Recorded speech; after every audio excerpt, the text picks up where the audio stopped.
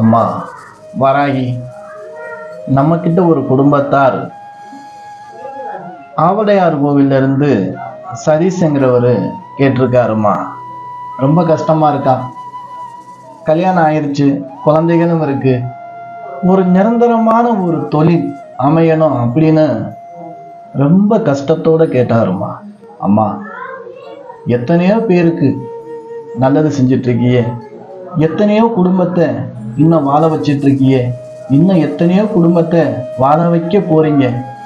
ஆத்தா, தாயே, அந்த நபருக்கு ஒரு நல்ல தொழில் அமைகிற மாதிரி ஏற்பாடு செஞ்சு கொடுத்து அதுல நல்ல ஒரு வருமானம் வர்ற மாதிரியும் செஞ்சு கொடுமா. அந்த குடும்பம் நல்லா இருக்கட்டும். நம்ம கிட்ட தேடி, அதாவது உன்கிட்ட தேடி வர்றவங்க உன்னுடைய அனுமதி தானமா வர்றாங்க. அப்படி வர்றவங்களுக்கு நல்லது